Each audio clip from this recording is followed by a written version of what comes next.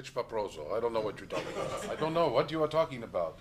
Don't talk to me like that. This is how a suspect in a fraud case will try to evade investigators, denying and deceiving.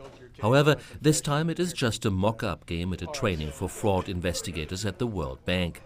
The course teaches how to uncover corruption and expose it.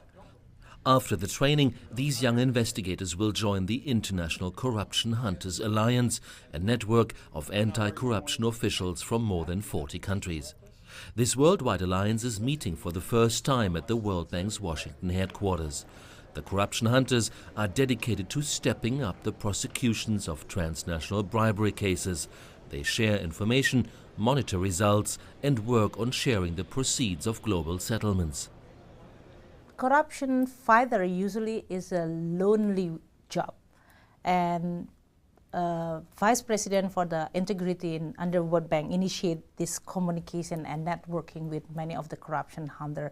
I think from the moral support this is very important, but from the networking point of view, in which we've already established and starting this networking across the region in Latin America, in Middle East, Africa, East Asia and South Asia, I think it will be very good to create an effective networking, because corruption, especially across border, will be very difficult to fight if there is no coordination and sharing information. Fraud schemes can be found all over the world. Companies bribe or just deliver substandard services for inflated prices. 117 fraud investigations by the World Bank during the last financial year resulted in the debarment of 45 companies and individuals from World Bank business.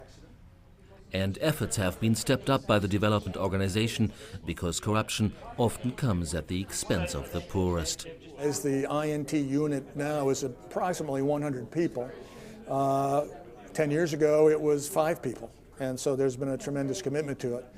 Plus, because of the UN Convention Against Corruption and other treaties, a number of developing countries are establishing their own investigation units, their own anti-corruption units, which are now just getting started, funded and trained. So there's a tremendous commitment to anti-corruption work at the present time.